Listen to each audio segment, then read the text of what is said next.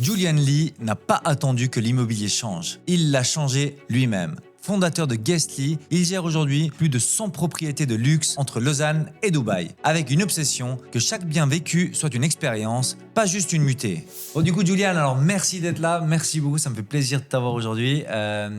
Julian, tu es spécialisé, donc je le disais en amont, tu es spécialisé dans l'immobilier de luxe et ultra luxe. Explique-nous un petit peu ici, qu'est-ce que ça veut dire le luxe et l'ultra luxe? C'est exactement ça, Albert, et merci beaucoup pour l'invitation. C'est un grand plaisir d'être ici aujourd'hui, de faire connaissance avec toi, connaître l'audience. Donc, c'est ça, c'est ce que je fais depuis 10 ans. J'ai monté une société qui s'appelle Guestly, qui est une société qui a eu des débuts très modestes. On a commencé par la location de courte et moyenne durée Ok. des biens immobiliers. On a commencé par louer des chambres à 20, 40 francs la nuit.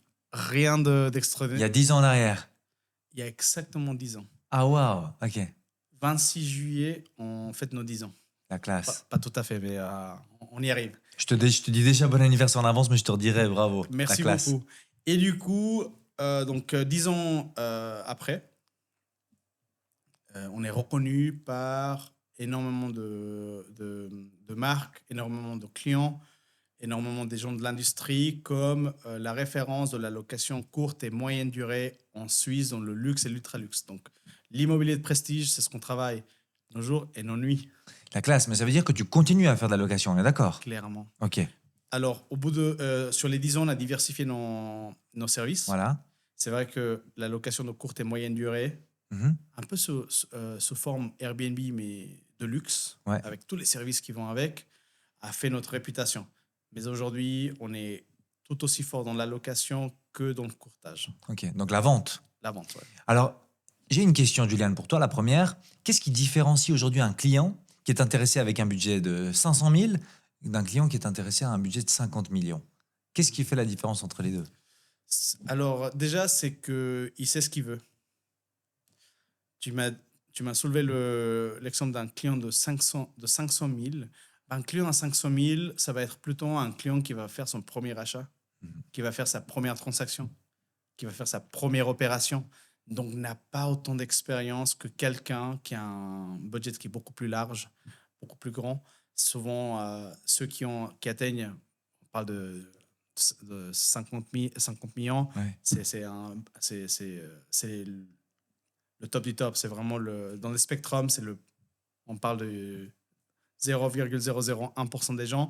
Mais même si on reste sur la tranche déjà de plusieurs millions, centaines de millions, souvent, ce n'est pas leur première transaction, ce n'est pas leur première opération.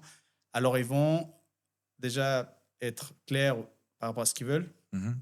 Donc, la prise de décision elle va être beaucoup plus rapide. Même le brief, quand ils t'appellent, ils disent voilà ce qu'on veut. Mhm. Des clients qui sont au début de leur expérience d'investisseur vont contempler, chercher des options, chercher des alternatives. Donc, ça, c'est une des premières choses qui me saute aux yeux. Ouais, on sent vraiment la différence quand même, hein. Le premier, c'est clair que bah voilà, il est tout curieux, il va comprendre, il va essayer de comprendre, il va poser 10 000 questions. Ils Celui qui prennent arrive beaucoup avec plus 100 de millions, en temps. général, il sait ce qu'il veut.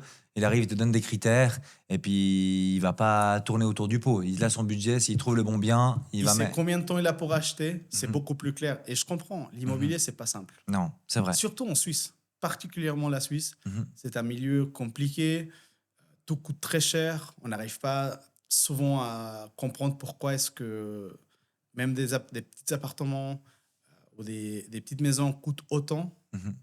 Et du coup, quelqu'un qui se lance pour la première fois aura énormément de questions dont souvent les réponses ne sont pas non plus si simples.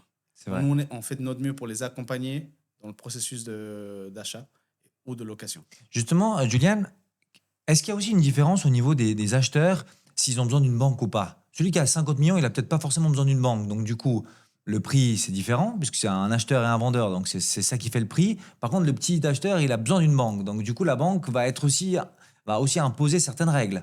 Tout à fait. Alors, quelqu'un qui a un grand budget Ouais, et qui a fait déjà plusieurs transactions, déjà, souvent, il a un partenaire qui l'accompagne depuis des années. d'accord.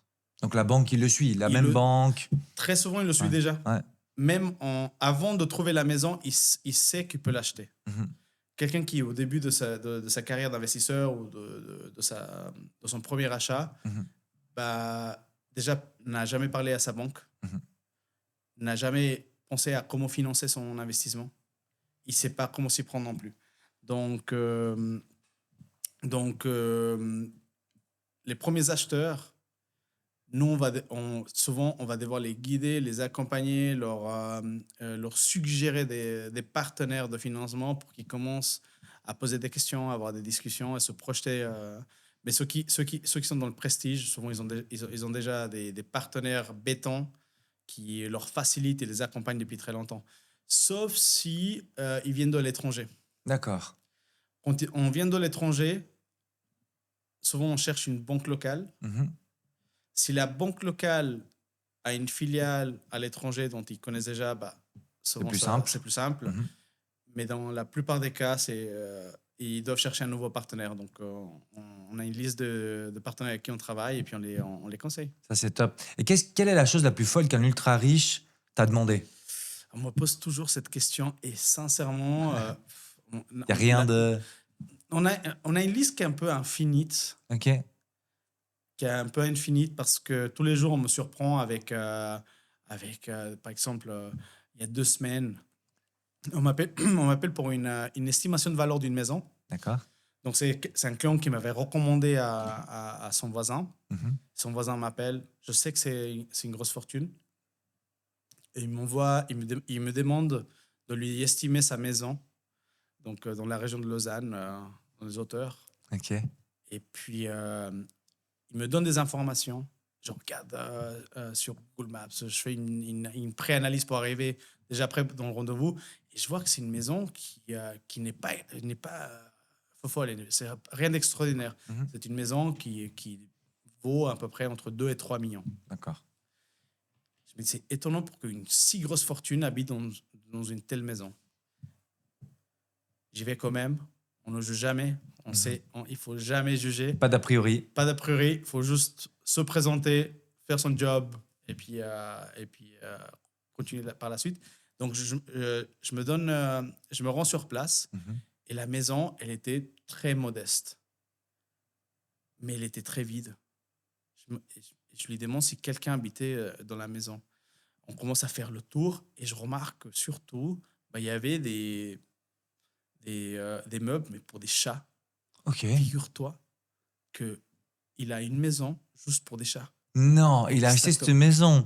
Il a la maison depuis 10 ans et c'est la maison Waouh. uniquement pour les chats. Donc ça, c'est un peu extraordinaire. Ouais, ouais. Ah ouais, Avoir ça c'est fou, un, ouais. avoir un bien immobilier Ouais. qui vaut 2,5 millions juste pour les chats. Ouais, là c'est vraiment sky is the limit, quoi. Il y a On a pas de de... tout, hein. Ouais, c'est la Parce que folie. aujourd'hui, qu'est-ce que ça veut dire être riche? C'est une Mhm. bonne question. Il y a des niveaux de Ouais, tiens, richesse je te qui la vont là. pose. C'est quoi être riche pour toi? Toi qui as contact avec des gens qui peuvent avoir des fortunes où les zéros, on les compte plus. Et puis des personnes qui sont bah, comme toi, comme moi, des personnes normales, on a grandi ici, on a travaillé dur, on a commencé en bas. Et puis voilà. Qu'est-ce qui fait la différence? Qu'est-ce que ça veut dire riche pour toi? Alors, je passe mes journées à côtoyer des gens de tout niveau de Ouais. richesse. Qu'est-ce que ça veut être riche? Pour moi, premièrement, c'est avoir des options. C'est-à-dire que souvent, on fait héritage ou on travaille on prend des décisions, on investit, etc. Mais ceux qui sont les plus riches, ce sont qui ont des options et ils ont le choix de faire ce qu'ils ont envie de faire. Mhm. Pour moi, ça, c'est de la richesse. Il y a la richesse du temps, il y a la richesse géographique, il y a la richesse financière, il y a la richesse personnelle, familiale, amicale. Les gens que j'ai vus les plus riches, c'est pas ceux qui ont le plus de zéro dans leur compte, Mhm. mais c'est ceux qui ont le plus d'abondance, typiquement, par exemple, de liberté. Moi, j'ai vu des gens qui ont beaucoup plus de zéro dans leur compte, mais ils sont prisonniers de Ouais. ce qu'ils ont. Et ça les torture tous les jours. Mhm, mhm, Pour mhm. moi, c'est pas quelqu'un de très riche. Bon, puis en plus, toi, tu voyages beaucoup. Toi, tu fais. Je Je te suis amené vois. à voyager pas Voilà, mal. je te vois voyager pas Ouais. mal. Je te vois bah, dernièrement dans des belles destinations comme Dubaï où l'immobilier est quand même fleurissant. Quelle différence tu fais justement entre ces régions-là? Dubaï, ou peut-être les États-Unis, la Suisse? Comment est-ce que toi, tu disais tout à l'heure, la Suisse est très compliquée pour l'immobilier. Si tu devais comparer un petit peu. Oui, les personnes fortunées en Suisse sont très différentes des personnes fortunées à Dubaï, typiquement. D'accord, ok. Ça, c'est une des premières choses que tu remarques quand tu Tu voyages dans les deux voyages. endroits. Donc, ça fait peut-être 8 ans que je voyage 2 à 3 fois par année à Dubaï et je passe genre presque entre 3 et 4 mois à Dubaï par année. Mhm, Donc, je connais plutôt bien la région et je l'ai vu aussi pas mal évoluer. Mais c'est vrai qu'à Dubaï, nous avons un profil D'investisseurs ou de riches. d'investisseurs, qui est beaucoup plus dynamique. En Suisse, on est trop conservateur. Mhm, À Dubaï, on est même pas du tout conservateur. Ils sont constamment à la recherche de placer leur capital. mhm. D'ailleurs, Dubaï, c'est ce qu'aujourd'hui, malgré ce qui se passe, ça reste la plateforme la plus attractive pour, Les investisseurs. pour les investisseurs au niveau fiscal et aussi au niveau d'opportunités. Mhm, On a quand même un réseau extrêmement international, des gens qui ont des grands parcours, qui ont choisi Dubaï par choix, mhm. qui sont là pour faire des choses. En Suisse, c'est pas facile pour des fortunes, on va dire, pour s'établir ici. Mhm. Il y a des procédures et des processus qui font que pas tout le monde peut Non, s'établir en Suisse. non, c'est vrai. C'est très compliqué, hein. C'est très compliqué. Ouais. On se rend même pas compte à quel point Dépend de c'est la compliqué. nationalité que tu as, c'est encore plus compliqué. Oui. Ouais. Et tu peux venir en tant que touriste, Mhm. mais pour définir la Suisse comme ton lieu de résidence, c'est pas pour tout le monde. D'ailleurs, je vois beaucoup sur les réseaux, Dubaï, c'est mort, c'est fini. Tu me dis le contraire. Oui et non. Ok. C'est-à-dire qu'il y a une grosse instabilité actuellement. Mhm, Il y a des gros problèmes géopolitiques et puis économiques qui d'ailleurs, sont actuellement, aujourd'hui, on est quoi, le lundi 8 juin. mhm, Bah, le conflit a encore pris un niveau d'escalation. mhm. Ça a escalé, L'escalade, ouais. d'escalade ce matin. Mhm, Donc, il y a beaucoup d'incertitudes. Par contre, Dubaï connaît les crises. Ils en ont subi peut-être 3 ou 4 les 20 dernières années. mhm. Donc, ils maîtrisent bien le sujet. Ils vont bien s'en sortir. Mais toi, justement, qui est spécialiste quand même de la location de biens de luxe, Dubaï, souvent, c'est ça. Les investisseurs achètent parce qu'ils savent qu'à la revente, c'était intéressant. Et parce que la période de détention du bien, ils savent qu'ils peuvent le louer parce qu'il y avait énormément de demandes. Et je crois que le marché de la location, il a vraiment, lui, chuté, mais de fou. Parce Oui. qu'évidemment, les gens vont plus. Donc, si les gens vont plus, bah, il y a moins de demandes Oui. et beaucoup d'offres. Mhm. Mais les valeurs de biens restent quand même relativement haut. Ça, j'ai pas l'impression que le marché C'est baisse vrai. fortement. Voilà. Mais toi, aujourd'hui, si je suis investisseur, quels seraient les 3 critères que je devrais faire attention si je dois me dire, OK, j'investis dans un bien de luxe que je souhaite louer, à quoi je dois vraiment faire attention? Oui. Premièrement, bah, qu'est-ce qu'on cherche à en retirer de l'investissement? OK. Quel est le rendement qu'on cherche? Mhm. Donc, par rapport au rendement, on va chercher un produit qui a un potentiel Ouais. de réaliser ce rendement. À Dubaï, tu as pratiquement deux types d'investissements. Tu as appartements, villas, sans parler du résidentiel, du commerce, Ouais. etc. Mais on parle beaucoup d'appartements et des villas.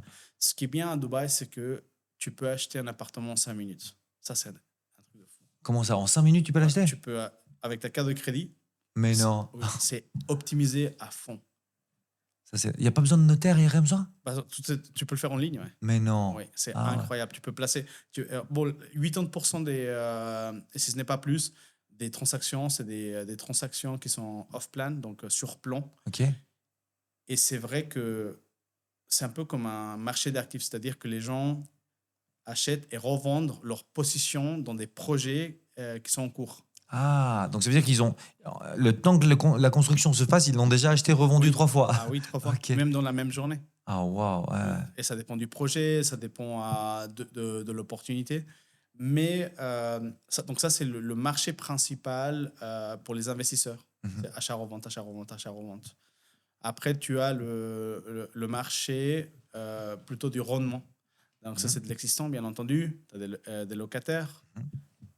C'est l'offre et la demande. Et puis, tu auras un rendement à chaque année.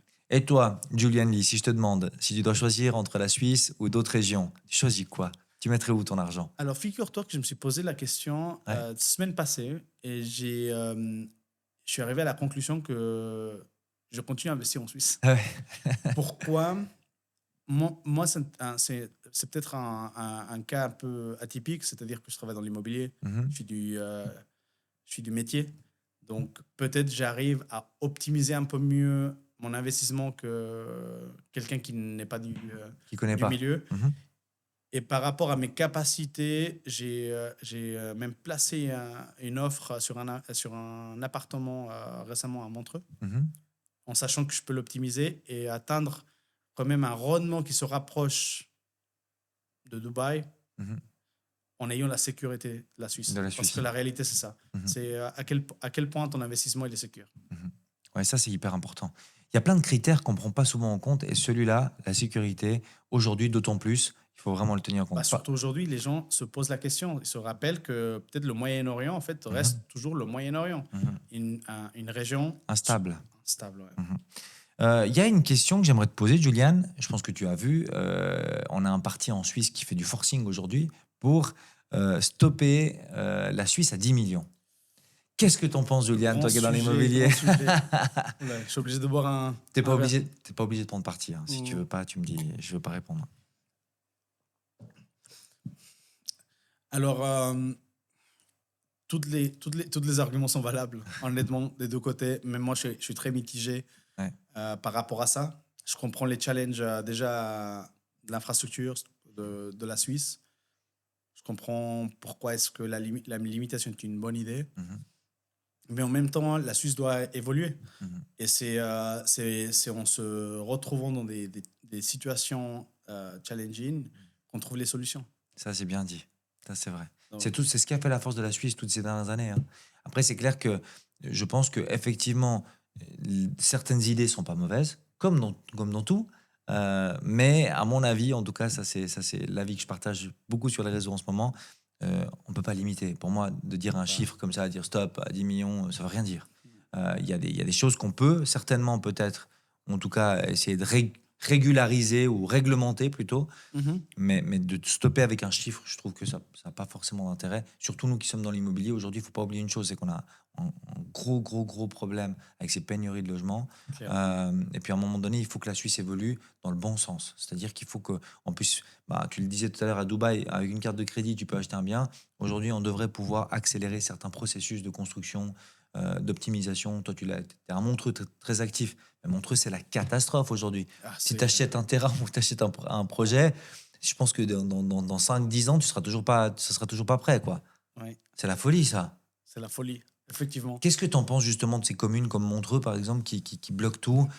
Est-ce qu'à un moment donné, Bon, on devrait pas. C'est les politiques qui devraient bouger. Au lieu de trouver des lois comme celle-là, elles devraient plutôt avancer pour bah, essayer de faciliter un petit peu tout ça, non? c'est clair, mais c'était pas une volonté de Montreux. C'est Mhm, que c'est qu'au niveau fédéral, bah, ils n'ont pas accepté le nouveau PGA de Montreux quand ça a été soumis. mhm. Ils ont trouvé des incohérences qui ont fait que ils pouvaient pas accepter le plan d'affectation générale. Mais ces procédures, elles sont trop lentes, Julian. C'est Je pas sais. possible. Et Montreux, genre Montreux, malheureusement, historiquement, ils ont ils font preuve de 7 ans à 10 ans pour revoir leur plan d'affectation. Ça, c'est un vrai problème. Justement, si je te dis maintenant 2030, tout le monde parle de 2030, qu'est-ce qui va se passer, etc. Comment est-ce que tu vois la Suisse évoluer, toi, d'ici? Comment t'aimerais qu'elle évolue Ouais. et comment tu la vois évoluer? Moi, je suis un optimiste. J'aime bien ça. Je suis un optimiste parce que je vois aussi tout le potentiel qui se débloque, même sur Montreux. Je veux dire, d'un plan économique ou même politique, Montreux va de l'avant. Mhm. Montreux, bah, récemment, ils ont fêté l'inauguration du centre de congrès, Mhm. un projet Magnifique. magnifique, un projet à plus de 100 millions Waouh. Ouais. qui a dû être voté 2 fois pour que Mhm. ça passe, avec des contraintes très délicates, très difficiles. Donc, du coup, je vois ça qui arrive, je vois toutes les initiatives que Montreux prend pour rendre la région encore plus attractive. Mhm. Comment se positionne Montreux vis-à-vis à d'autres cantons. d'autres régions, même au plan international. Pourquoi est-ce que la Suisse, c'est the place to be? Mhm. Pas simplement en été, mais aussi en hiver. Je vois une grosse initiative donc, au niveau national de s'ouvrir, de mieux accueillir, d'aller de l'avant, de préparer le terrain pour qu'on ait un avenir plus brillant. Donc, je reste un optimiste là-dessus. Ouais. Et on parle de Montreux, mais quelle autre ville, Julian, tu adores en Suisse et que tu dirais, ok, ça, c'est des belles villes, il faut investir là-dedans? Honnêtement, même en conduisant jusqu'ici, Ouais, j'ai dû me dire 10 fois qu'est-ce que c'est beau ce pays. ouais. Donc, quelle région j'adore? J'adore toute la Suisse. Après, ça dépend de la période de l'année. Mhm. C'est vrai qu'en hiver, bah, je suis plus enclin à être en hauteur, en altitude, que ce soit dans les stations. Euh, et l'été, bah, être proche du lac. C'est montagne et lac. La Suisse, c'est ça. C'est ça. En fait, on a tout à un seul endroit. Souvent, c'est ce que je dis d'ailleurs, l'été, on me demande, tu pars où en vacances? Moi, j'adore rester là. Bah, l'été, moi, Tu je as suis tout là. ce que tu veux. Oui, C'est fou, on a de la chance. on a ce privilège. Ça, c'est On vrai. peut Ça, rester c'est... ici. Ouais. Ça, c'est vrai qu'on est dans un magnifique pays. À ton avis, aujourd'hui, qu'est-ce qui fait exploser la rentabilité d'un bien? On parlait de rentabilité tout à l'heure. Si aujourd'hui, je te dis, OK, je dois investir dans l'appartement A ou dans l'appartement B, qu'est-ce qui va faire quels vont être les critères qui vont faire exploser cette rentabilité? Ça, c'est ma question préférée. Pourquoi? Parce que je vois beaucoup de gens qui font beaucoup d'argent dans l'immobilier, mais je vois aussi beaucoup de personnes qui perdent beaucoup d'argent dans l'immobilier. Ça, c'est intéressant. Tout commence déjà à l'analyse pour l'achat, la préparation pour l'achat. Les gens qui achètent trop cher se retrouvent en difficulté le jour où ils veulent revendre. Mhm. Et souvent, on veut vendre pas quand on veut, mais quand on a besoin. Typiquement, hier matin, j'étais avec une propriétaire dans la région de Vevey Mhm. qui a acheté un bien immobilier, je pense que 30 à 40% plus cher de ce que ça vaut. Waouh. Et donc, ça veut dire que bon, la transaction est faite, elle est devenue propriétaire, elle vit dans sa maison depuis 10 ans, mais maintenant, elle doit vendre. Mhm. Qu'est-ce qui se passe? C'est qu'elle est toujours trop haut que le Le prix prix du du marché. marché. Beaucoup trop. Mhm. Et puis, elle est frustrée parce que, elle ne pourra pas avoir un retour sur son investissement. Et donc, elle doit considérer potentiellement de faire une perte. Et comment éviter ces mauvais investissements, Julian? Comment est-ce qu'on les évite? Honnêtement, comment est-ce qu'on les évite? Il ne faut jamais prendre des décisions quand on est pressé. Il ne faut jamais se précipiter dans l'immobilier. Même si je dois dire qu'il faut toujours être prêt à saisir les bonnes opportunités, il ne faut juste pas se précipiter. Ouais. Pourquoi? Parce que surtout quand on ne connaît pas, on n'a jamais fait de l'immobilier, bah, on peut faire des erreurs. Et les erreurs coûtent. Et les meilleures affaires se font à l'achat, pas à la vente. Mhm. Mhm. Donc, comment décider sur un ou B, qu'est-ce qui est la bonne? C'est une question d'analyse. Et souvent, il faut être accompagné pour ça. C'est ce que j'allais dire. Mais oui. Julian, c'est justement des personnes comme toi et moi, ou comme d'autres, Mhm. avec qui on s'entend hyper bien, Oui. qui accompagnent justement les acheteurs. Oui. Il faut pas qu'ils hésitent à se faire accompagner. C'est important, et de poser les bonnes questions et de challenger. Ça coûte rien. Non. Le conseil, surtout dans l'immobilier, ne coûte absolument rien. Et il faut aussi être honnête que pour la quasi-totalité des gens, donc le 99% des investissements dans l'immobilier, pour les gens, c'est leur plus grand investissement de leur vie. Mhm. Mhm. Et c'est le patrimoine, le deuxième le plus important après la famille. Donc, il ne faut pas le prendre à la légère. Mhm. Et puis, donc, je conseille les gens de chercher du conseil. Ça, c'est important. Et dans l'immobilier, on est tous, enfin, je ne sais pas si tout le monde, mais en tout cas, nous, on est heureux on m'a donné notre avis, Oui, c'est vrai. sans que ça soit toute une analyse, mais déjà poser la question si on se retrouve plus ou moins sur quelque chose d'intéressant, ça peut être, c'est facile à donner. Mais d'ailleurs, je trouve, et dis-moi si tu es d'accord, je pense que la différence entre les bons et les excellents conseillers Oui. qui accompagnent dans l'immobilier, c'est justement ceux qui écoutent, qui comprennent le client, qui prennent le temps avec eux et Mhm. qui les accompagnent vraiment du début à la fin. Mhm. Pas seulement qui donnent un avis puis qui disent OK, bah tiens l'analyse, tiens ça c'est 2 3 chiffres, etc. Il y a toute une histoire derrière les chiffres.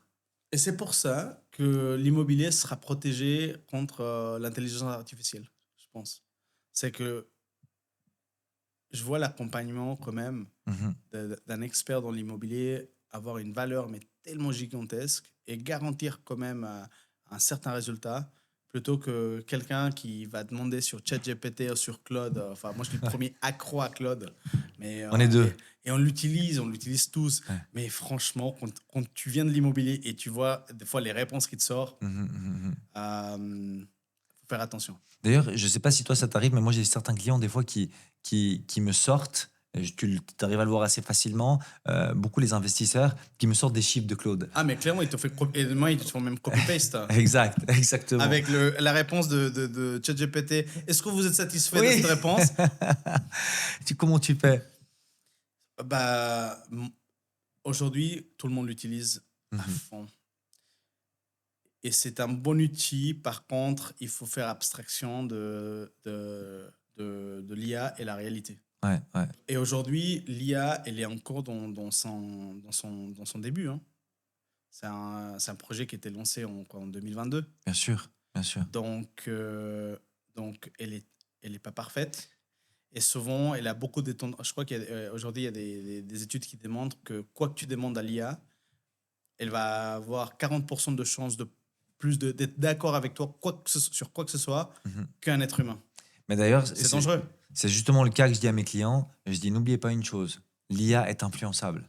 Oui. Elle va être influencée par la manière à laquelle tu vas lui poser la question, Oui. par la manière à laquelle tu vas vouloir qu'il te réponde. Oui. Puis si tu lui demandes vraiment d'être authentique, etc., parce que tu peux toujours l'influencer de toutes les manières. Donc faites attention quand même.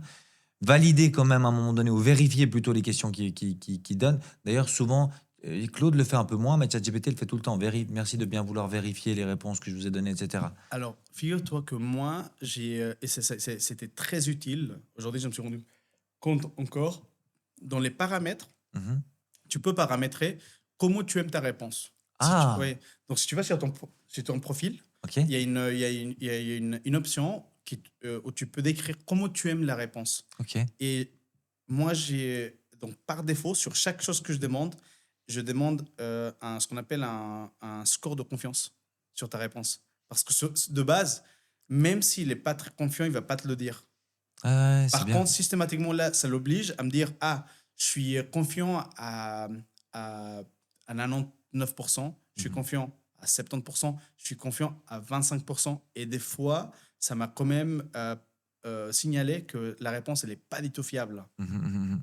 Et du Donc, coup, tu vas contrôler quand même derrière. oui, mais Ça- chaque réponse, donc ça, sur les paramètres, j'ai demandé aussi qu'il me fasse à chaque fois, il me sort un tableau de pros, pro ou contre, Mhm. plein de choses. Donc ça, c'est peut-être à définir. Mais d'ailleurs, moi, je pose une question tout le temps à tous les professionnels de l'immobilier parce que c'est un peu la question qui dérange tout le monde. Mhm. Je vais te la poser. Je l'avais posée à ChatGPT. La question est la suivante. Est-ce que tu es plutôt partisan d'acheter sa résidence principale ou plutôt d'investir dans l'immobilier sans acheter la résidence principale? Alors, figure-toi que même si je suis des fois dans les deux cas, dernièrement, je suis plus dans l'achat de sa résidence principale et j'ai même donné ce conseil à quelqu'un ce matin. C'est quelqu'un qui va revendre son bien immobilier, une très belle villa à 4 millions, Mhm. pour ensuite racheter quelque chose ou louer quelque chose Il de plus hésitait. petit. Ouais, Ok. parce que c'est vrai que le rendement sur ton capital en Suisse dans l'immobilier, c'est pas très attractif Mhm, mhm. dans la quasi-totalité. C'est vrai.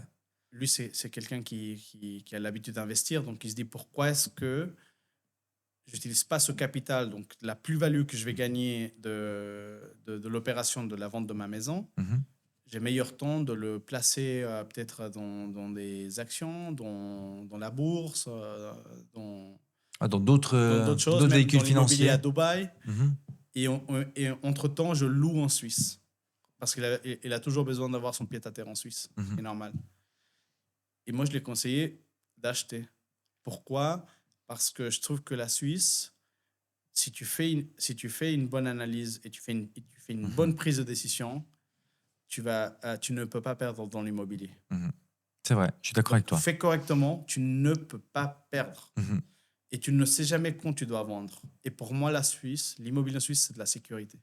D'ailleurs, justement, merci. J'avais posé la question à Claude. Je lui avais dit, voilà, qu'est-ce que tu penses est-ce que je dois acheter ou pas? Et ce qui était super intéressant, ou là où Claude, je trouve qu'il est beaucoup plus technique que ChatGPT, Mhm. c'est qu'il te pose des questions en contrepartie. Oui, mais qui tu es?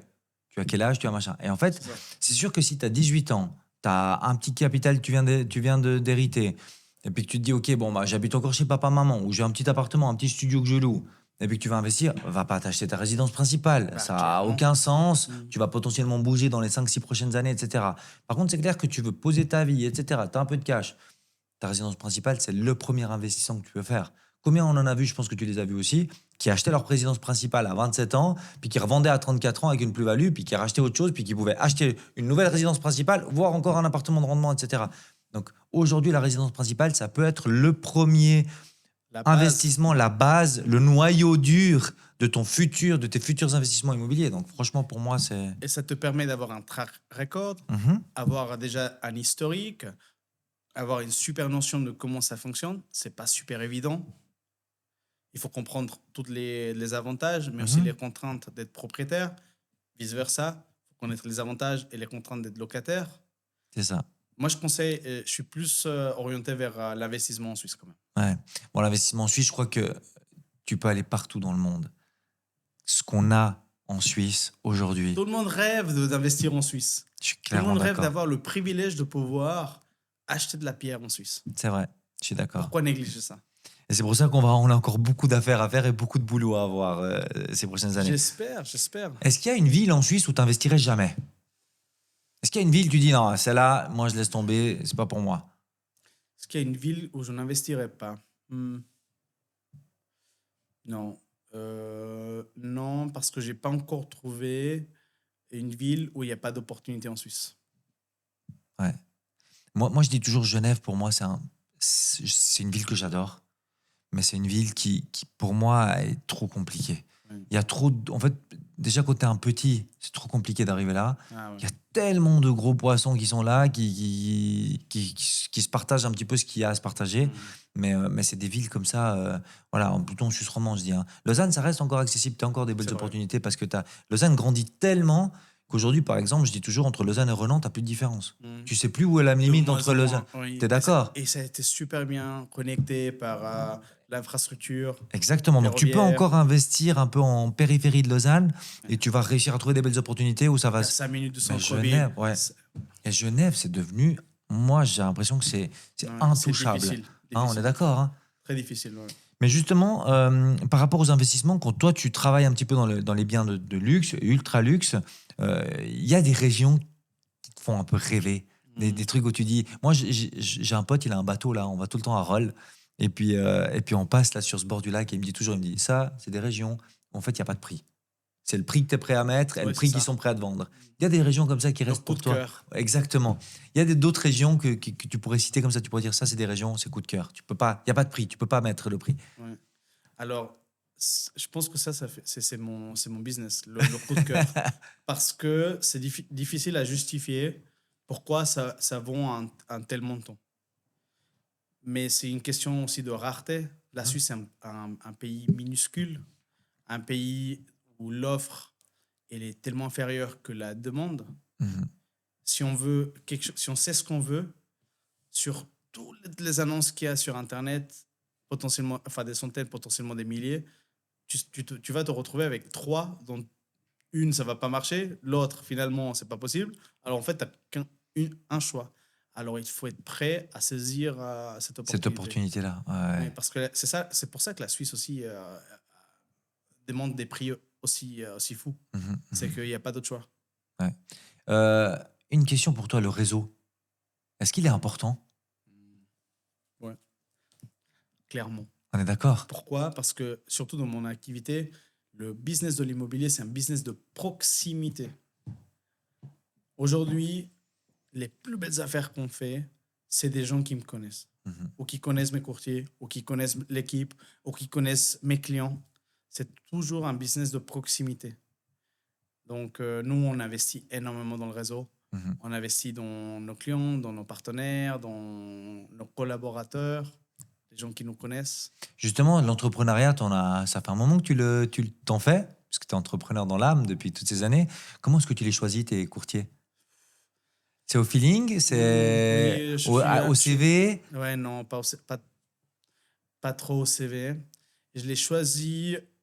Souvent, je les connais de longtemps. Mhm, Il faut avoir un historique avec moi, en ayant déjà travaillé sur une ou deux affaires, qui voit qui a des valeurs, qui a des principes. mhm, Je ne juge pas tellement les gens sur des opérations parce que les affaires, souvent ça va bien, mais souvent ça va mal. mhm. Et c'est la nature, c'est en dehors enfin, des facteurs qui, Influence. qui influencent, mais je juge beaucoup la personne, Ok. quand ça va bien ou quand ça va mal. Ça me dérange, l'échec ne me fait pas peur, Mhm. C'est mais comment il réagit à comme il l'échec. réagit, ouais. Ouais. Donc c'est ça qui, c'est pas le CV, c'est souvent avoir une historique. C'est vrai qu'on cherche plutôt des gens un peu plus spécialisés. Mhm. L'immobilier, c'est pas n'importe qui peut s'inventer professionnel dans Courtier. l'immobilier, Mhm, encore moins dans l'immobilier de prestige. mhm. Donc on cherche des gens, enfin je cherche des gens qui sont un peu plus professionnels quand même. Toi qui nous regardes aujourd'hui, si tu as une question sérieuse concernant ton projet, fonce, c'est le moment. Tu trouveras tout ce qu'il te faut en bas de cette vidéo pour qu'on puisse te répondre et t'accompagner dans tous tes projets immobiliers. Alors je te dis à bientôt. Tu gères, je crois, actuellement plus de 100 propriétés hein, en Suisse. Possible, ouais, ouais, Ouais. bien plus. Ouais. C'était quoi la propriété la plus chère à la nuitée que tu as pu louer Hmm, à la nuitée, la plus chère, on en a quelques-unes, hein. Ouais. À la nuitée, bah, l'année Ou à la passée, semaine ou... non, non mais à la nuitée, on va dire c'était dans la région, la Suisse romande. Ouais. C'était un client vraiment no limit. Qu'est-ce que c'est no limit? C'est quelqu'un au niveau étatique qui a tous les fonds Ok. possibles, imaginables. Et il lui faut le best of the best. Il lui faut vraiment tout maintenant, Ouais. mais il y a zéro, Il est zéro prêt à limite. mettre... Bah, il a mis, pour te dire, il a loué donc, une propriété, donc c'était une villa d'ultra luxe. Mhm. C'est une villa qui vaut entre 20 et 30 millions. Waouh. Ouais. Et il a loué la villa à 50 000 francs par jour. Wow. Full staff. Mhm. Qu'est-ce que ça veut dire? Cuisinier. Chef d'orant. Mhm. On avait des gens, concierge, chauffeur. Bon, lui, il avait les gardes du corps. Mais des fois, nous, on peut suggérer. Mhm. Qu'est-ce qu'il y avait d'autre? Il y avait bien sûr le housekeeping, donc les femmes de ménage. Tout était compris. Mais Du, du, 24 sur du 24. clé en main, en fait, tu lui as Ouais, fait. c'était clé en Ouais, main. ouais, ouais. Et le plus fou, c'est que donc il a loué la villa, Mhm. on a tout mis en place, il utilisait la villa tous les jours, mais pas les nuits. Parce qu'il avait au même temps loué la plus grosse suite en 5 étoiles qui était à 10 minutes Ok. pour dormir, au niveau de sécurité. Donc, il n'y avait que la journée où Imagine-toi. il était sur place Ouais. et puis la nuit, il allait dormir Ouais, là-bas. donc tu t'imagines, donc il louait Oh. 50 000 francs par jour la villa.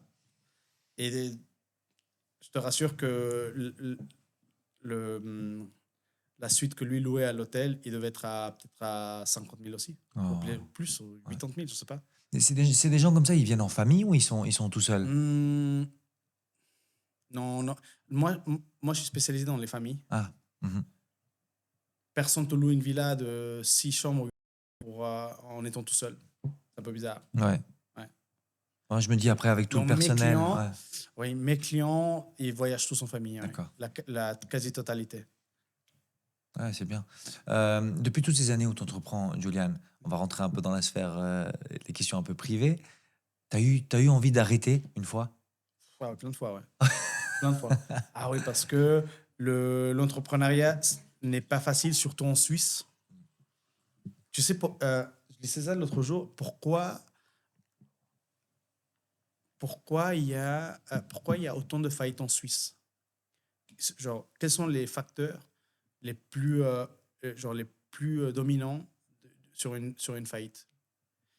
En Suisse, premièrement, c'est manque de capital, manque de business. Mhm, mhm, En fait, quelqu'un s'est lancé, mais il n'a pas généré suffisant, donc du coup, il a fait faillite. mhm. Deux, c'est les charges. En Suisse, les Ouais, charges, ah oui, c'est cher. c'est très cher. La trésorerie, c'est difficile à gérer. Ah oui, c'est un des challenges les plus grands. Mhm, Troisièmement, c'est personnel. mhm. Donc, mais déjà, le premier, genre, pourquoi est-ce que les gens n'arrivent pas à générer suffisamment de cash? C'est genre 60%. Ouais, c'est fou. Ils font faillite parce qu'ils n'ont pas généré suffisamment pour maintenir le bateau à flotte. Euh, donc, c'est triste parce que bon, nous, ça fait 10 ans. Mhm. On se débrouille très bien, mais on est privilégié. Mhm. On est souvent on est sur un segment du marché où il y a Très peu de concurrence. très peu de concurrence. C'est quoi, les family office qui sont un peu tes concurrents? Non, même pas. Même Non, c'est pas. mes meilleurs clients. Ah, c'est tes meilleurs clients. Bah oui, évidemment, c'est vrai que c'est eux qui vont t'apporter Alors, les clients peut-être, etc. eux, ils ont un business à faire. Ouais. Ils, ils se font appeler par leurs clients. Il Mhm. leur faut ça, ça et ça. Ils nous appellent. Ouais. Mais mon concurrent principal, ça sera. Il y a peut-être 2 sociétés comme moi en Suisse, pas beaucoup. Il y en a même, il y en avait 2, mais ils ont arrêté. Ok. Parce que, donc, moi, le début, c'était en 2016 Mhm. et ça a commencé vraiment par accident. C'est-à-dire que j'avais un petit studio à Montreux que je devais louer Mhm. parce que j'ai rencontré ma femme qui habitait à Lausanne. Il m'a obligé De vivre avec elle? exactement, de déménager de Montreux à Lausanne. Et pendant longtemps, j'avais laissé mon studio vide. Et j'avais commencé à louer mon studio dans la courte durée. Airbnb, c'est que c'était même pas en Suisse. Et en fait, en 3 mois, je deviens le studio le plus loué à Montreux. Et de là, les gens commençaient à me demander de l'aide pour Louer les louer leurs. parce qu'ils avaient des appartements vides, surtout à Montreux, ça c'est connu comme problème. Et puis aujourd'hui, donc la location de courte et moyenne durée, ça s'est énormément démocratisé avec des plateformes comme Airbnb, Booking.com, Expedia, euh, tu peux TripAdvisor, etc. Mon concurrent principal, c'est eux, Ok. c'est les plateformes. Parce que nous sommes une plateforme nous-mêmes, même si on les utilise aussi. Mhm. Mais tu vois énormément de gens qui se mettent dessus.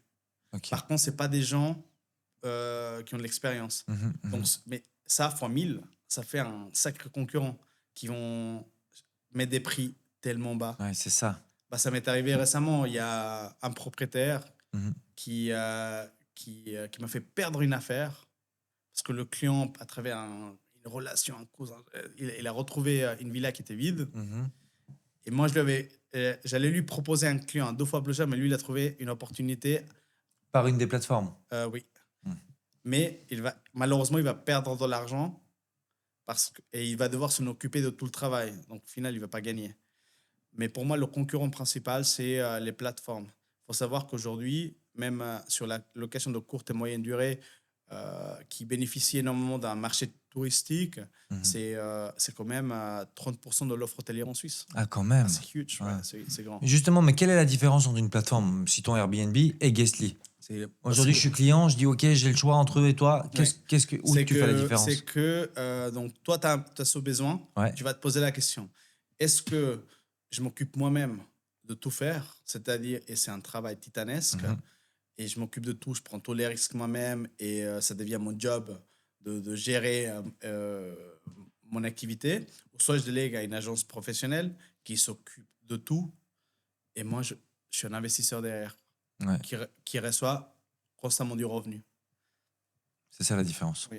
Et Ouais, même nous, on parle de façon très transparente aux propriétaires. Mhm. Si je vois que le propriétaire n'a pas d'autres activités dans la vie, il a le temps, il cherche pas non plus à gagner des grosses sommes, parce que s'il y a une différence entre ce que nous, on peut rapporter et ce qu'eux, ils peuvent plus ou moins bricoler et puis dégager eux-mêmes, des fois, on leur conseille de faire eux-mêmes. Ouais, Ouais. ouais. T'arrives à ressentir ça assez vite quand tu dois tout d'un coup dire OK, bon, moi, je vais Oui, pas perdre du temps c'est là-dessus. ça. Ouais. Parce que nous, encore une fois, on C'est a l'expérience. Oui, je pense qu'on a je sais pas combien de maisons, je ne les compte plus, Mhm, mhm, mais mhm. on a assez. Ouais, On n'a ouais. pas, on ne cherche pas plus. Donc souvent, on peut dire au client de le faire lui-même. Par contre, j'ai jamais vu un propriétaire réussir à long terme. Normalement, ils vont tous essayer, Ouais.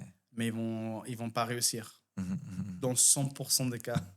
Et chez toi, si tu regardes dans le rétroviseur, c'était quoi l'erreur la plus coûteuse que tu as faite en ces 10 ans d'expérience d'entrepreneuriat? Hmm, j'ai un paquet, j'ai une bibliothèque d'erreurs. C'est comme ça qu'on apprend. C'est vrai que moi, j'ai monté mon activité un peu par moi-même, Mhm. en marchant pas à pas et puis en découvrant ce qui fonctionnait, ce qui fonctionnait pas, etc. Et ça a pris très longtemps. Aujourd'hui, avec une expérience de 10 ans, je pourrais monter ma boîte en 2 semaines et faire peut-être ce que j'ai fait en 5 années combinées en 6 mois. Il y a un truc que tu ferais différemment? Bien sûr, parce que c'est toujours très facile de dire en revenant en arrière, j'aurais dû faire ci, ça, j'aurais dû. Ouais. Honnêtement, on aurait dû tous investir dans le Bitcoin en 2012. Ouais. Et puis c'est pareil. 2009, Voilà, en acheter du 2009. Bitcoin Et direct. puis on serait. Bon, je crois que ça crache en ce moment, mais pour dire que Ouais. c'est toujours facile de dire, ouais, j'aurais dû faire ci et ça. Par contre, je pense que je m'aurais moins auto-torturé. Parce que quand j'ai démarré Guestly, parce que c'était même pas Guestly, c'était quelque chose qui commençait à prendre vie, Mhm. je me mettais énormément de pression, j'avais énormément de peur. Encore une fois, c'était quelque chose qui ne se faisait pas. Mhm. Donc déjà, tu te sens extrêmement différent, tu es l'extraterrestre. Donc, je me jugeais énormément. J'aurais peut-être pu prendre un parcours différent, etc. Mhm. Ce qui est ironique parce que 4 ans plus tard, tous ceux qui avaient pris le parcours que je disais que j'aurais dû prendre voulaient en fait prendre mon parcours. Mhm. Non, il n'y a pas d'erreur dans la vie. Il y a un parcours. Ouais. Et le Il y a des parcours, apprentissages. exactement, un parcours est rempli de choix, de décisions, d'aventures, d'événements. Et ton Donc, plus gros coup de génie? Il y en a un? oui, il y en a deux, trois, ouais. Il y en a Ok. deux, trois. Bah, premièrement, d'avoir de la confiance en soi, du courage, de se dire, c'est, c'est pas très clair, on n'a pas les moyens, clairement. On n'a pas non plus les connaissances que d'autres, mais on peut y arriver. Et Mhm. puis, petit à petit, je suis toujours étonné à quel point les choses prennent forme, tôt ou tard. Ouais. Et puis même dans le courtage, genre nous, sur 10 ans, on avait fait des expériences du courtage parce qu'on a l'acheteur et le vendeur en même temps. Mhm. Ensuite, on a fait une expérience avec une grosse marque pendant plus de 12 ans. On travaillait la vente exclusivement avec eux et la location, etc. Et ensuite, lancer nous-mêmes le courtage à fond et de se dire, waouh, comment est-ce que ça prend forme, tout ça, c'est exceptionnel. En fait, tu te rends même pas compte. Petit à petit, Non, tu plantes des graines. non, il faut honnêtement Il faut faire bosser. confiance à Ouais. l'aveugle. Ouais. Il faut y aller parce que ça marche. Mais il faut traverser cette phase douloureuse du début où Mhm. on se dit immédiatement, on a fait tous les mauvais choix, on n'aurait pas dû, nanana. Non, il faut juste avoir de la confiance et avancer. Mais justement, est-ce que le réseau est pas plus important que les compétences? Oui, je pense. Pourquoi? Parce que les compétences s'apprennent, Mhm. mais le réseau, c'est quelque chose qui se travaille et qui prend plus de temps que les. Je pense que ça prend plus de temps d'avoir un réseau qu'avoir des compétences. Ouais. Même des compétences, souvent quand tu démarres de zéro et tu veux devenir bon en quelque chose, Mhm. je dis aux gens que ça prend entre 2 et 3 ans. Ouais. Mais construire une réputation, ça prend 10. Mhm. À quel moment tu as senti que tu as passé ce cap? Tu sais, au début, c'est hyper compliqué, trésorerie, de trouver le bon team, d'avoir les bons locaux, d'avoir les. Tu vois, à quel Non, mais moment tu dis, OK, là, j'ai passé un cap, je suis bien, tranquille. jamais. Ouais, Parce que non, mais c'est jamais le cas. c'est jamais le C'est cas. vrai. À n'importe quel niveau. Ou même, des fois, parfois, moi, je sais pas si ça t'est arrivé, mais moi, j'ai eu l'impression parfois de me dire, ah ouais, là, c'est bien. Puis 3 mois plus tard, tu remets en question, tu retrouves un truc, ça rechange, tu refais. Hmm, honnêtement, jamais. OK. Pourquoi? Parce que tout est tellement, comment dire, Fluide. maintenant, c'est pas fluide, mais relatif. Mhm. Il n'y a rien de garanti dans la vie. C'est vrai, ça. Donc, il y a des moments où je regarde les transactions et je me dis, waouh, je suis un génie de malade. Ouais. Mais en même temps, c'est relatif parce que il y a des hauts et des bas. Mhm. Donc aujourd'hui, je suis complètement insensible. Si on fait des millions, genre des fois par mois, Mhm. ça me fait presque rien. Ouais. Si on perd bon, non, on perd pas trop de millions, mais si on perd de l'argent, Mhm. ça fait rien.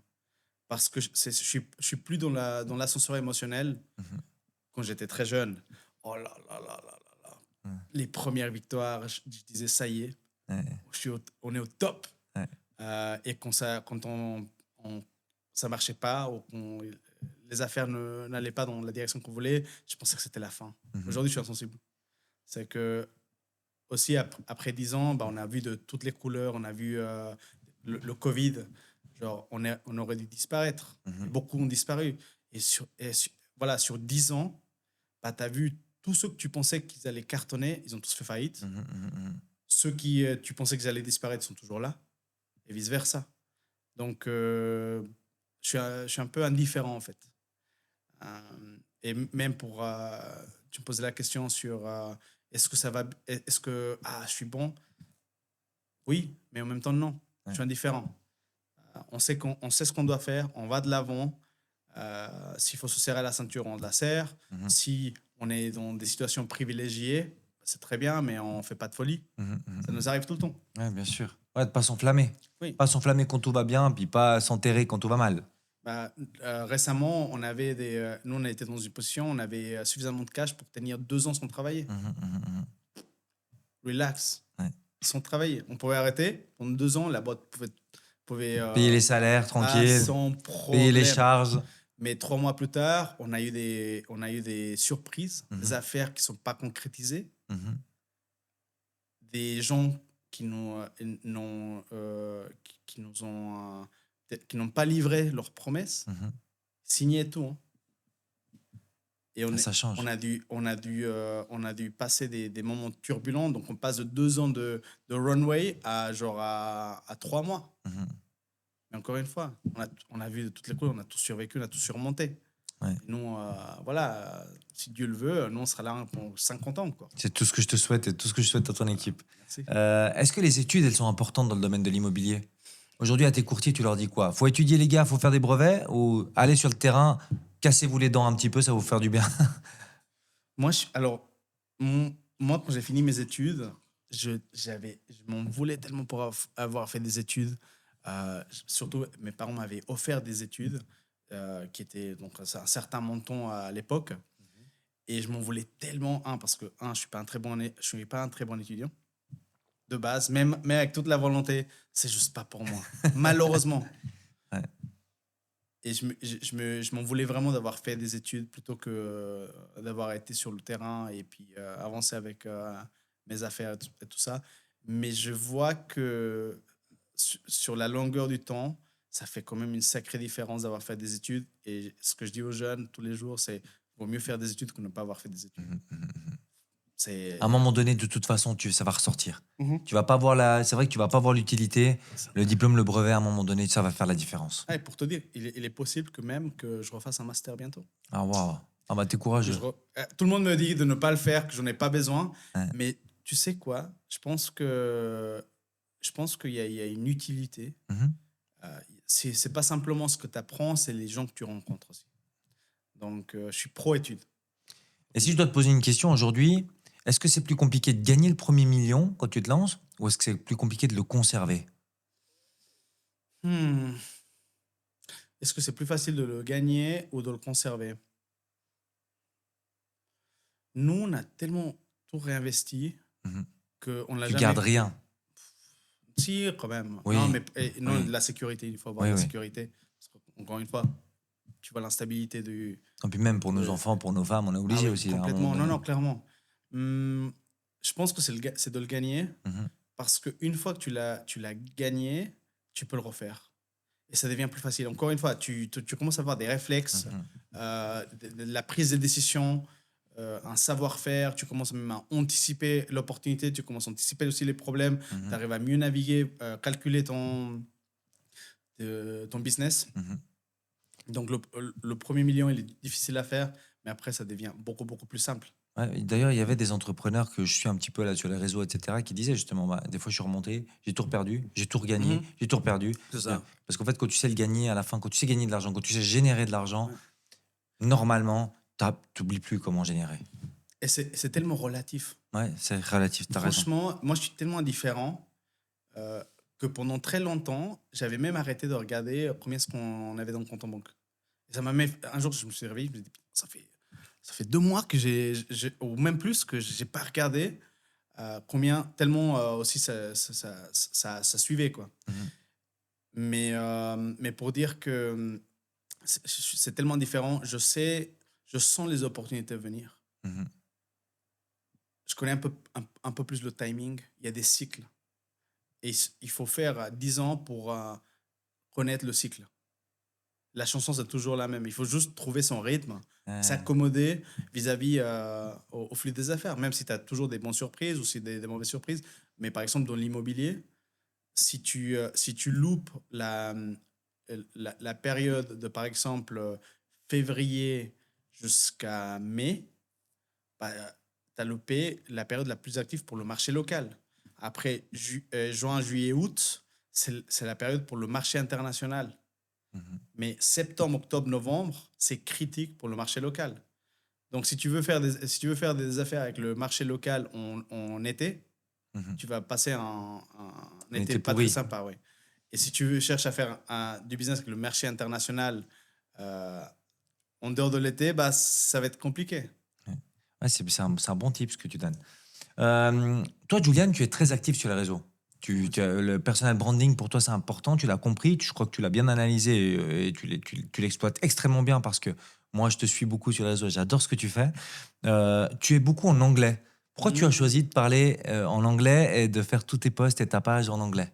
C'est une question qu'on me pose souvent. Les gens ne savent pas que je parle français, ni C'est fou. espagnol. Ouais, Incroyable. ouais. Mais c'était un choix naturel. Déjà à l'époque, quand on avait commencé les réseaux sociaux, il n'y avait pas énormément de gens en francophonie qui étaient présents ou qui étaient très connus.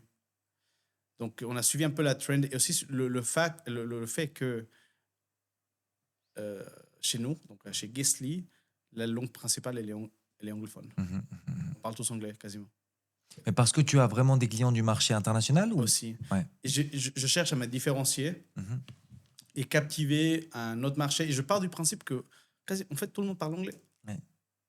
Donc, j'ai beaucoup plus de chances à me faire entendre à une audience plus large, donc à véhiculer mon message à une audience plus large en parlant anglais qu'en parlant français. Mais d'où pourquoi j'étais très heureux de venir dans ce podcast pour démontrer à beaucoup de gens que je parle français. Ouais. Et d'ailleurs, tu es francophone parfait, donc il n'y a absolument pas Ça de. dépend des jours, mais c'est vrai que... Non, non, mais le français, c'est ma langue de tous les jours aussi. Mhm.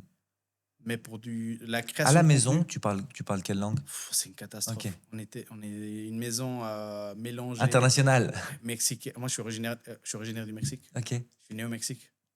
J'ai été élevé au Mexique jusqu'à l'âge de 10 ans. Ah ouais, t'as vraiment grandi Et là-bas. ensuite, je suis arrivé en Suisse en 2003 à l'âge de 10 ans. Ensuite, j'ai appris la langue, donc Mhm. français, anglais. Et puis, donc à la maison, on a gardé quand même l'espagnol comme la langue principale. Toujours, tout le monde s'est mis à l'espagnol. Mhm.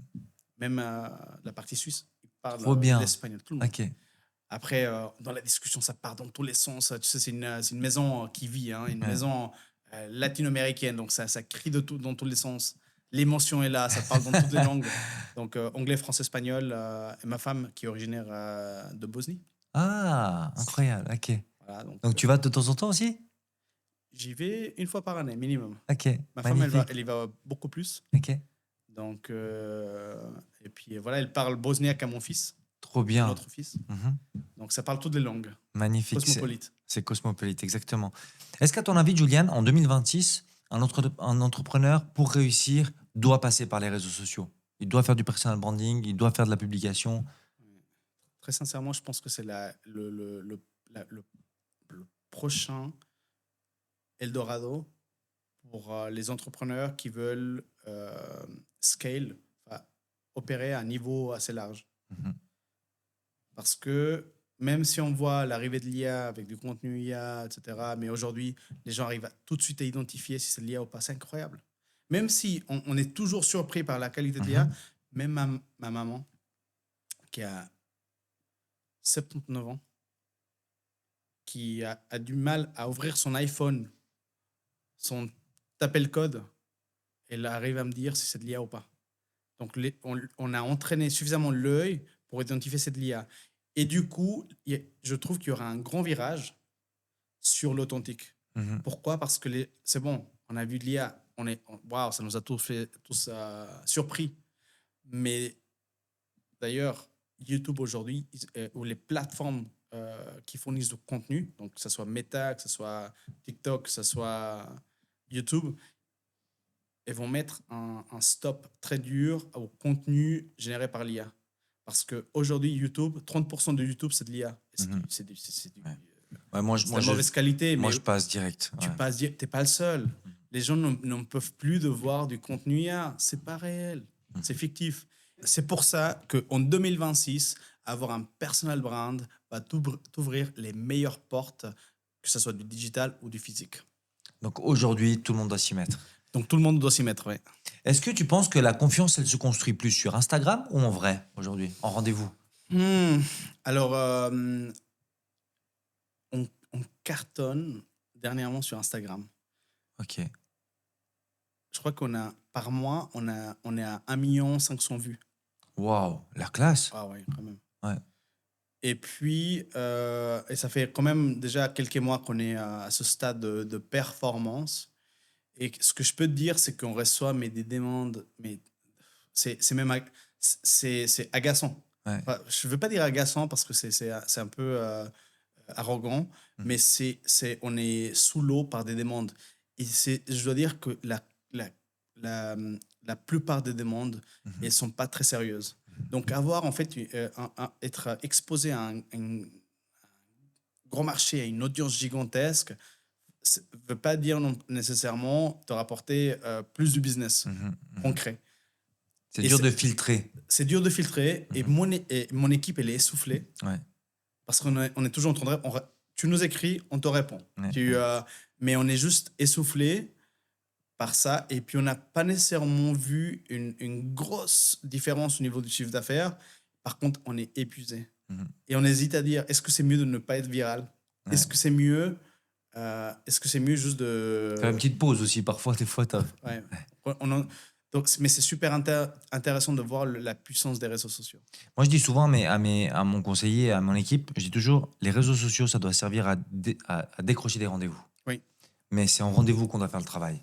De faire, souvent, en fait, le problème, c'est que quand tu fais des visioconférences, etc., où tu vas avoir le contact par Instagram, par les réseaux,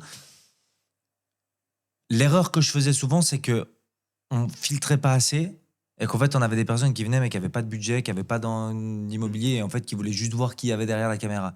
Je l'ai eu une ou deux fois, je pense que tu l'as certainement eu aussi, et tu perds ton temps, en fait. Oui. Et la personne, elle perd son temps, tout le monde perd son temps. Tout le monde perd. Et c'est ça le problème. C'est pas que nécessairement ma perte de temps à moi, mais je fais perdre aussi de temps à la personne. Ouais. Et j'arrive à la décision qu'en fait, c'est moi qui fais mal les réseaux. Ouais. En fait, il faudrait préparer le contenu pour que ça soit suffisamment informatif, mais qu'il se soit bien ciblé. Ouais. Il y a du contenu il faut transmettre pour ceux qui débutent, qui commencent à se renseigner sur l'immobilier, etc. Il y a du contenu qu'il faut aussi cibler pour les gens qui ont l'habitude, qui sont prêts à investir, qui veulent devenir clients. Et puis, je suis en train de concentrer donc, mes équipes créatives pour mieux cibler le contenu. À ton avis, dans les prochaines années, quels métiers de l'immobilier vont disparaître? Il y a les courtiers, il y a les courtiers en financement, il y a ceux qui font de la location. Aujourd'hui, il y a plein. L'immobilier, c'est un écosystème. C'est un grand débat en ce moment dans la boîte. Ouais. Il y a la moitié de l'équipe, mais on parle de ça tous les jours. Ok. Moi, alors, il y a certains qui disent, Julian, on doit être en avant des technologies, on doit automatiser tout, on doit même mettre des agents des prospecteurs Wow. Ok. IA qui appellent les leads qu'on reçoit à travers plein de canaux. On doit avoir une réceptionniste qui filtre. qui répond, qui structure, qui agende. On doit mettre en place des agents, en fait. Parce que c'est ça, aujourd'hui, ce que je vois, c'est que l'ère du chat GPT, c'est quasiment fini, obsolète. C'est-à-dire que les gens, ils utilisent encore l'IA comme chat. Mais la nouvelle ère de l'IA, c'est ce qu'on appelle the agentic. Des IA. assistants, des agents. Assistants, c'est des agents non-stop. Des employés, Donc, quelque part. Exactement. Par contre, moi, je suis toujours orienté vers l'humain. Je crois que ça va être la plus belle ressource.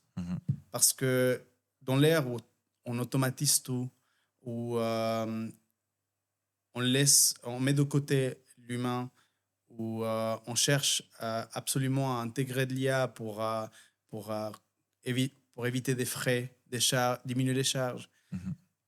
L'humain, en tout cas chez nous, dans notre segment qui est le segment du service de luxe, pour moi, c'est super important. Donc, je cherche encore à recruter plus d'humains plutôt que d'agents IA. Ça, c'est intéressant. Quelle tendance est-ce que tu vois arriver bientôt dans l'immobilier? Est-ce qu'il y a une tendance que tu as pu voir, par exemple, dans d'autres pays du monde? Tu dis, ah tiens, ça, il y a là-bas, il n'y a pas encore en Suisse, ça va arriver. Je pense qu'il y a une vague qui va bientôt arriver et ça va vraiment révolutionner l'immobilier en Suisse. C'est la, c'est, donc aujourd'hui, l'immobilier, le mobilier de base en fait, c'est un droit que tu as grâce au notaire. Tu achètes ton bien immobilier, bah, tu as un titre de propriété. Mhm. Mais je pense qu'avec la blockchain, la technologie a suffisamment évolué et aussi le cadre légal, c'est la tokenisation. Et ça, c'est quelque chose que je vais en parler prochainement parce que je suis sur une voie de tokeniser ma boîte. Ah waouh! Ouais. Ça consiste en quoi, tokeniser? Alors, plus simplement, c'est rien de révolutionnaire au Ouais. final, mais c'est avoir ton cadre légal sur la blockchain plutôt qu'avoir ça dans le registre. Enfin, tu as les deux. La Suisse, l'année passée, a passé une loi qui te permet de tokeniser tes actifs. Ah ouais, bah, pas tout le monde le sait, ça. Non, pas tout le monde le sait. Mais il y a deux, trois boîtes qui l'ont déjà fait et ça va commencer. Par contre, dans l'immobilier, c'est pas encore d'actualité, mais ça va l'être. Surtout que la tokenisation de boîtes, ça va permettre de démocratiser aussi l'investissement. D'ailleurs, on voit la grosse tendance de la démocratisation,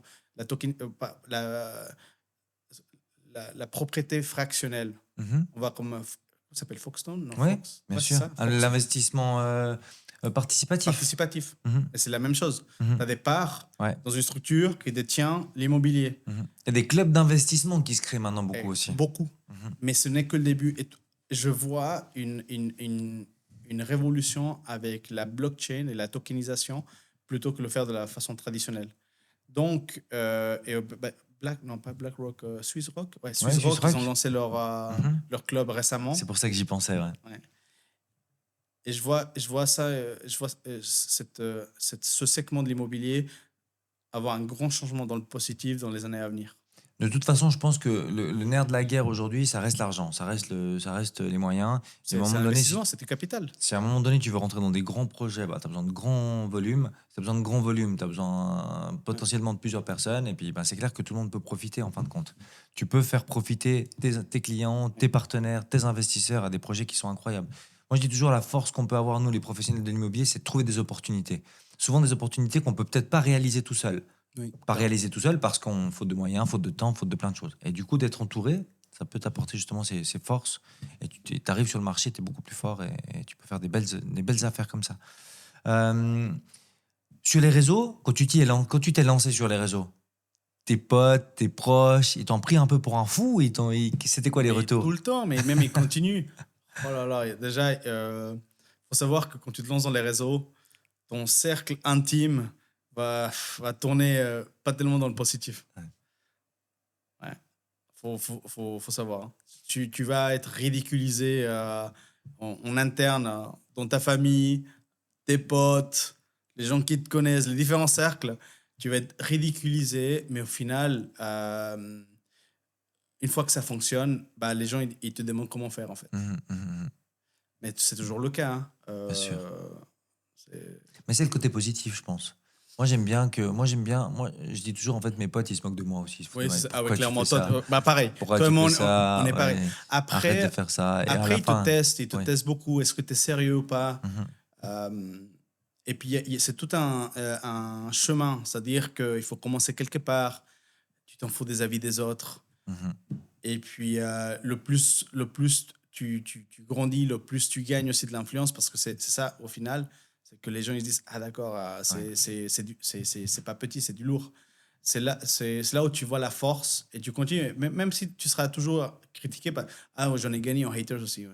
Ouais. J'ai jamais reçu autant Le de. message, En plus de des gens. commentaires. Attends, les gens qui me connaissent, que je côtoie tous les jours, on se regarde tous les jours, ils font des commentaires de hate Mais non. dans mes publications. Mais je dis, mec, tu vas me voir demain matin. Pourquoi tu fais ça? Pourquoi tu fais ça? Ouais. Quel intérêt? Ouais, bon, je crois qu'on comprendra jamais. les gens Alors, comme ça. je peux pas me justifier pour eux parce que, Ouais. mais je me dis, voilà, je retrouve de la paix en me disant, ils se sont pas rendus compte que c'était mon poste parce qu'encore une fois, en fait, les posts, la communication qu'on est en train de mettre en place, ça commence à partir quand même en viral. Mhm. Donc peut-être tu vois même pas de qui c'est. Ouais. Ils réagissent peut-être plus par rapport au contenu, pas celui qui le fait. Et au niveau de ton contenu, est-ce qu'il y a une chose que tu ne feras jamais? J'aimerais bien dire que vous me verrez jamais danser. Attention. Ah oui, attends. Oh là là. Tu fais pas mal de soirées, tu organises des Je choses. sais, Attention. vous allez jamais me voir danser en Celui qui regarde la sur vidéo là, TikTok, mais celui qui regarde la vidéo là, qui je me te suis voit en train promis de- à moi-même que j'allais jamais ni chanter ni danser dans les réseaux sociaux, mais voilà, autrement, plus que ça. Quelque chose que je ne ferai jamais. Peut-être promouvoir quelque chose que je n'y crois pas. Mhm.